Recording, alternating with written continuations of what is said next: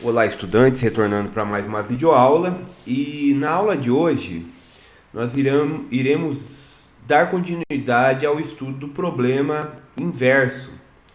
E o que significa isso? Na videoaula anterior, nós verificamos que se o movimento ele for retilíneo uniforme, o meu deslocamento ele pode ser obtido através do gráfico da velocidade em função do tempo, e esse deslocamento ele corresponde à área abaixo da curva, ok? E aí no final da aula eu deixei um questionamento de como seria a situação, como resolver a situação em que o movimento ele não é uniforme. Então percebam aqui que já ficou claro para a gente, tá, que a área abaixo da curva da velocidade, essa área aqui, ó, abaixo dessa curva, ela nos vai dar o deslocamento. O problema é que se isso aqui fosse uma reta, eu até poderia calcular como uma área de trapézio ou triângulo. Mas a questão é que aqui é uma figura geométrica que eu não consigo calcular a área de forma exata, utilizando uma expressão aí para cálculo de área. Nesse caso aqui, eu tenho que recorrer a alguns recursos para determinar a área. E é isso que eu irei apresentar para vocês. Como resolver esse problema aí de movimento não uniforme. E será que é possível obter essa área de forma exata? O objetivo da aula de hoje é demonstrar que é possível, tá bem? Então vamos pensar aqui, ó, que eu tenho um deslocamento que ele vai de T1 a Tn. Então esse deslocamento aqui ele vai de T1 até um Tn aqui.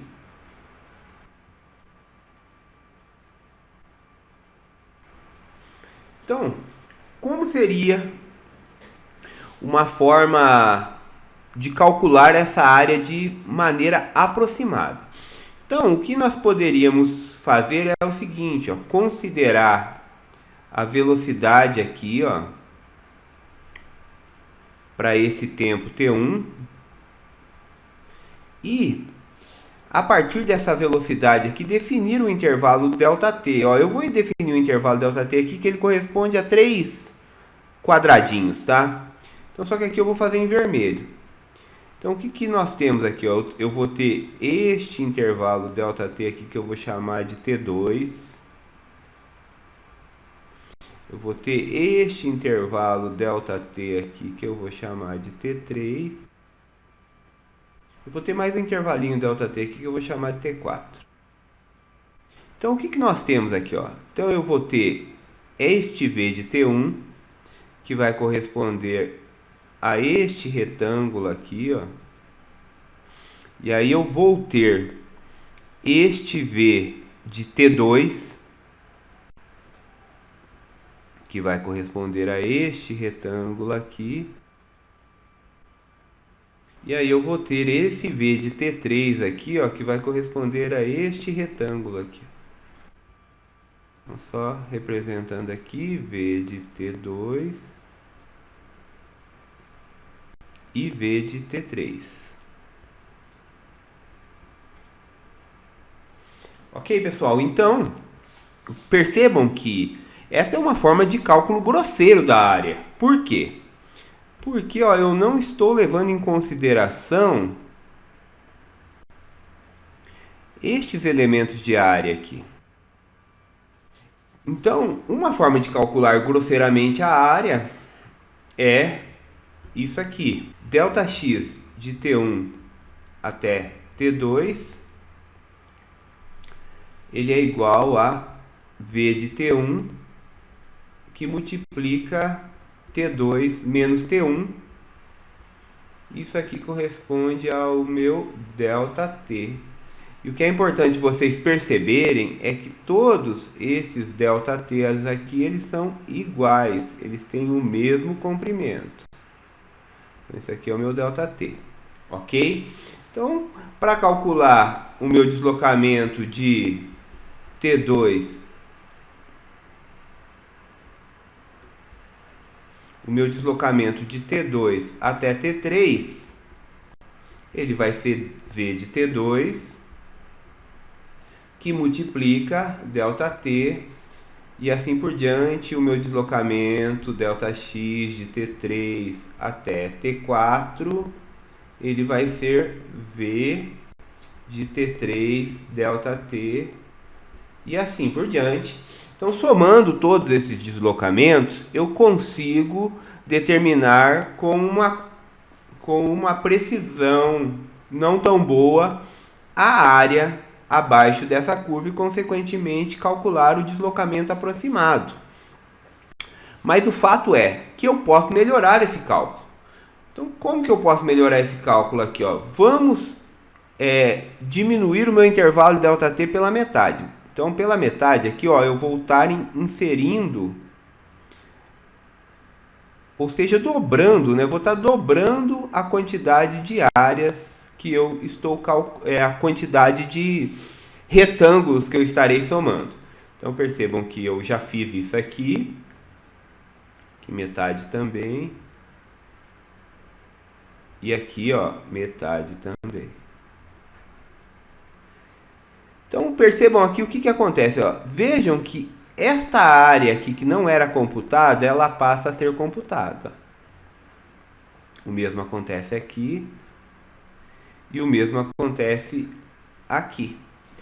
Então, o que acontece? A área que deixou de ser computada, ela se torna menor à medida com que eu diminuo o meu ΔT. Quanto menor for o meu ΔT, mais preciso será esse cálculo.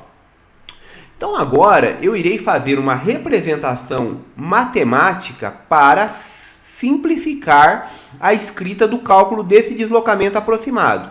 E para isso eu vou usar o artifício de uma coisa chamada somatória.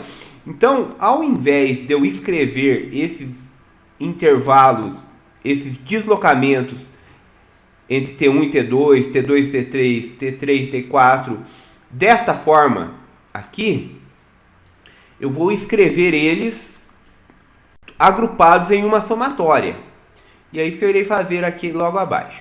Então, o deslocamento ele pode ser escrito de uma forma simplificada, como uma somatória. E o meu deslocamento nada mais é que a somatória de x de Tn menos x de T1. Isso aqui vai ser igual a somatória de I, que é o meu índice, de 1 até N, de V de Ti, delta T. Então, se eu somar os meus deslocamentos no intervalo de tempo ΔT, eu terei uma boa aproximação para o cálculo de deslocamento. Eu consigo melhorar esta precisão reduzindo o meu intervalo de tempo ΔT. Para que o meu deslocamento se torne o mais preciso possível, eu tenho que tornar o meu deslocamento infinitesimal. E para isso, eu preciso tomar o limite com ΔT tendendo a zero. Isso representa que o meu deslocamento é infinitesimal. Então, um deslocamento infinitesimal significa que o meu intervalo é tão pequeno, o meu intervalo de tempo é tão pequeno que a minha velocidade nesse deslocamento é constante. Então, eu estou somando uma série de movimentos retilíneos uniformes infinitesimais. E dessa forma eu consigo calcular de forma exata a área abaixo da curva no deslocamento geral. Então, agora eu irei representar essa somatória tomando o limite.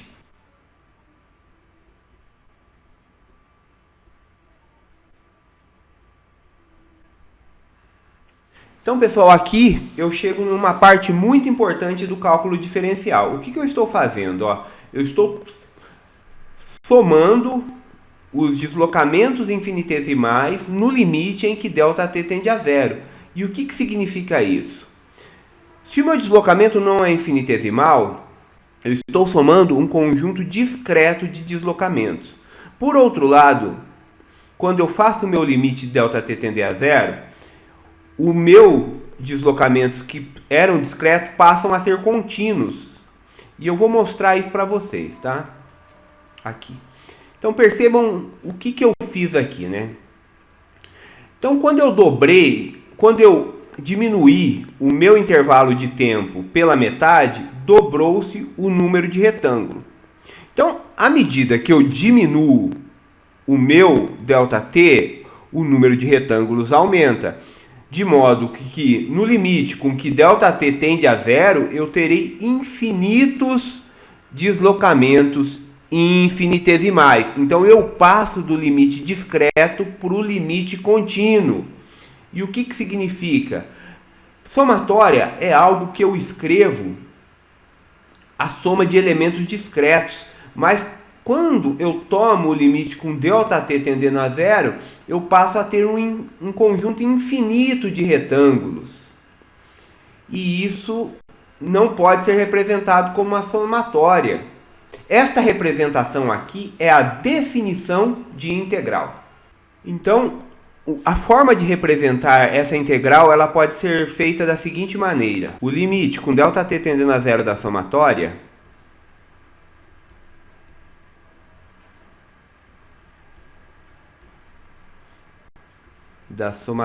em I, que vai de 1 até N, de V de TI, ΔT, ela é igual a integral de T1 até Tn de V de T dt. Este símbolo aqui, ó, que caracteriza uma integral, é um S maiúsculo. E ele representa uma soma, porém não é uma soma de elementos discretos, porque o meu ΔT aqui, ó, ele é infinitesimal. Isso significa que eu estou somando um contínuo, ou seja, infinitos elementos ΔT ou infinitos V que multiplica esse elemento ΔT que corresponde à área de um retângulo. Então eu estarei somando aqui, nessa soma aqui, ó, isso aqui, ó, pessoal, esse produto VDT é a área de um retângulo. Então eu estarei somando, essa representação caracteriza uma soma de infinitos retângulos, ok? Óbvio que eu não vou estar somando infinito, existem técnicas de integração que nós iremos discutir ao decorrer aí deste assunto. Então, só finalizando a aula aqui, eu irei representar o deslocamento na forma de uma integral. Então, pessoal, por que eu coloquei deslocamento unidimensional caso geral? Então, isso aqui ele pode caracterizar movimento uniforme ou não uniforme.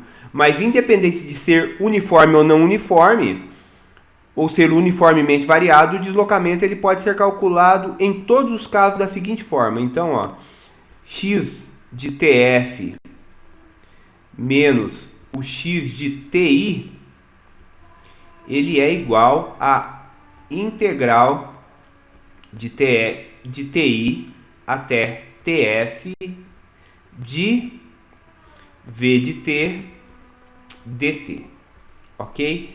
Então, como isso é calculado não é o objetivo da aula de hoje. O objetivo desta aula é apenas demonstrar que para o movimento geral, para o movimento unidimensional em um caso geral, o deslocamento é determinado pela integral da velocidade pelo tempo, ok? Então, pessoal, a próxima aula nós iremos determinar como obter a velocidade a partir da função aceleração. Então, muito obrigado por assistirem às minhas aulas e bons estudos!